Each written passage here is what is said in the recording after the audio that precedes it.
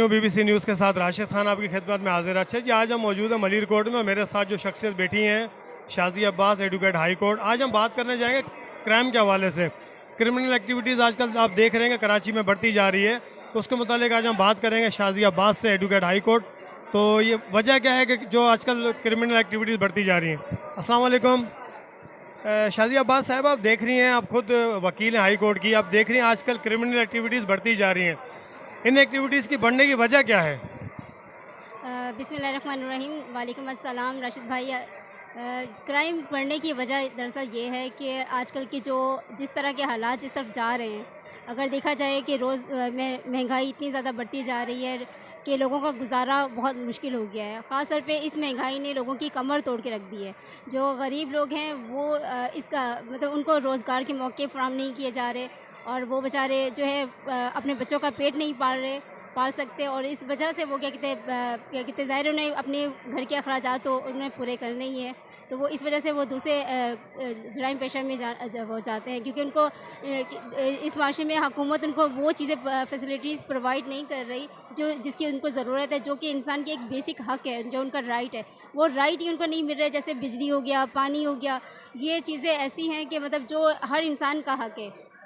आजकल बच्चे जो आप देखें कि इन दिनों में कितनी गर्मी पड़ी है, और क्या कहते हैं जो बिजली वाले उनकी बिजली बंद कर देते हैं, मीटर काट देते हैं। हालांकि उनको तो ये चीज़ें प्रोवाइड करनी चाहिए कि एक तो वैसे ही अल्लाह ताला की तरफ से जो मुश्किलात हम पे पेश आ रही हैं, तो उन मुश्किलात को हमें हल करना चाहिए, और ख़ास तौर पे हमारी वो गवर्नमेंट को ये हल करना चाहिए, क्योंकि हमारी गवर्नमेंट जब इन लोगों का साथ देगी, सफ़ेद पोश लोगों का साथ देगी, तो वो बेचारे कुछ करेंगे ना। वो सफ़ेद पोश जो है वो किसी के सामने अपना हाथ तो नहीं फैला सकते, ना वो अपने दुखड़े बयान कर सकते हैं कि मैं हम क्या करें क्या ना करें। लेकिन ये गवर्नमेंट को चाहिए कि वो उनको गवर्नमेंट जॉब्स दें, ताकि वो अपने अच्छे तरीके से वो काम कर सकें, और क्या कहते हैं अपने काम को वो सर अंजाम दे सकें। लेकिन ये हमारी गवर्नमेंट जो है वो इन लोगों का बिल्कुल ख्याल नहीं करती, और महंगाई पे महंगाई, महंगाई पे महंगाई, जो कि उनके खाने पीने की अशिया है उनको इतना महंगा कर दिया है, तो वो अफोर्ड नहीं कर पाते। और उनकी सैलरीज जो है, अगर किसी बंदे की 10,000 20,000 सैलरी है, तो वो इस सैलरी में मतलब कैसे अपने बच्चों का गुजारा करेंगे, जहाँ के स्कूलों की फ़ीसें जो है 12-12 हज़ार रुपये फ़ीस है, तो वो कैसे अपने बच्चों को पढ़ा सकते हैं। जब वो अपने बच्चों को पढ़ाएंगे नहीं, तो वो बच्चे कहाँ जाएंगे? वो बच्चे अपने क्या कहते हैं फिर वो ऐसे ही काम में होंगे ना कि वो या तो मज़दूर होंगे, या फिर वो क्या कहते हैं चोरियाँ करेंगे या डकैतियाँ डालेंगे। तो इसी वजह से जराइम जो है वो हमारा बढ़ता है। अच्छा, जैसे आपकी वकील बरादरी है, इन्होंने कोई आवाज़ उठाई है? जो आजकल यंग जनरेशन है, मैं देखता हूँ कि 16 साल से 30-35 साल के जो बच्चे हैं वो इस फील्ड में दसते जा रहे हैं, इस गंदगी में दसते जा रहे हैं। क्राइम, स्ट्रीट क्राइम हो गया, या मंशियात फरोशी हो गई, या दीगर जो जराइम पेशा काम है, उनमें इसके लिए कोई वकालत, जैसे वकील बरादरी है, इन्होंने कोई लाएमल बनाया है कि नौजवानों को इन चीज़ों से कैसे बाहर निकाला जाए? या आप अपने उसमें क्या क्या कहना चाहती हैं कि क्या तरीकाकार होना चाहिए कि ये नौजवान इस दलदल से निकल सकें? मैं तो ये चाहती हूँ कि देखिए, अगर मैं इंशाल्लाह इस साल इलेक्शन में आऊँगी, खड़ी होंगी, और मैंने बहुत कुछ सोचा है कि मैं अपने जो है इन मज़लूम साथियों के लिए मतलब करूँगी कि इनको इस दलदल से निकालूँ, और उनके लिए कोई ऐसा लाएअमल बनाऊँ जिसमें मतलब वो क्या कहते हैं अपने रोज़गार के मौके फ़राहम कर सके। लेकिन हमारी जो लॉयर हैं वो सिर्फ यही कर सकती है कि इन जराम पेशों को सज़ा दिलवा सकती है, या इनको क्या कहते हैं इनकी शनाख्त यही कर सकती है कि ताकि इनको पकड़ा जा सके, और जराइम को कम से कम किया जाए, क्योंकि उनको उनको रिश्वत मिलती है, उनको पैसा मिलता है, और हमारे जो है गवाह ख़रीदे जाते हैं, और आई विटनेस मुकर जाते हैं, और जो हमारे जो क्राइम है वो क्या कहते हैं फिर वो बढ़ते हैं। उनको इस बात की शय मिलती है कि वो ज़्यादा से ज़्यादा क्राइम करते हैं, क्योंकि उनको पता है हमारी ज़मानत हो जाएगी, हम रिहा हो जाएंगे, और क्या कहते हैं हम आगे वो करें मज़ीद। इसलिए उनको अगर हमारी लॉयर इस बात को साथ दे, और ये दिल में ठान ले कि हमने मतलब इन लोगों का साथ नहीं देना, जराइम का साथ नहीं देना, उनको सज़ा दिलवानी है, तो कभी भी हमारे माशरे में क्राइम ना हो।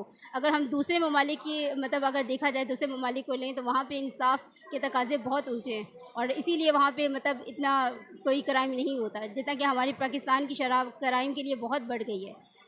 इसीलिए क्योंकि उनको इस बात की शय मिलती है, उनको मज़लूम को इंसाफ नहीं मिलता, इसी वजह से फिर ये कहते हैं ये होता है। लेकिन मेरी कोशिश ये है कि मैं इनके लिए बहुत अच्छा मतलब करूं, और इनको कहते हैं गवर्नमेंट से ये अपील करूं कि वो इनको रोज़गार के मौके फ़राहम करे, और इनके लिए नौकरियाँ लाए, ताकि वो अपने एक मतलब अच्छे पेशे में वो अख्तियार हो और क्या कहते हैं वो उन पे मतलब काम कर सके और अपने बच्चों का पेट पाल सके। किसी के सामने उनको क्राइम की वो नौबत ना आए, अगर क्राइम करें तो उसको उसकी सज़ा मिले, ताकि उनको डर हो कि वाकई यहाँ पे मतलब इंसाफ होता है।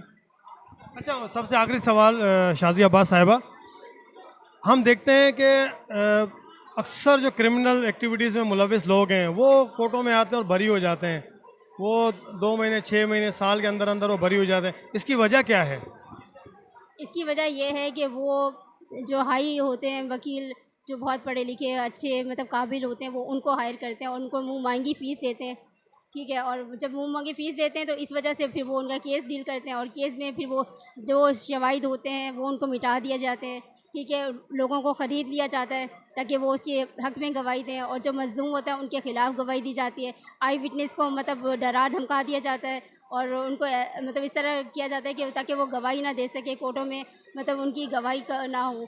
और मतलब अगर गवाह कोई देने के लिए आता भी है तो उसको मतलब ख़रीद लेते हैं, पैसे दे देते हैं कि आपने कोर्ट में गवाही नहीं देनी, या उनको धमकी दे देते हैं कि अगर आपने तुमने गवाही दी तो तुम्हारे खिलाफ़ अच्छा नहीं होगा। तो फिर वो बेचारे क्या करें, वो जब अपनी गवाही नहीं देंगे तो वो ये कहते हैं क्राइम जो पेशा है वो अफराद वो बरी हो जाते।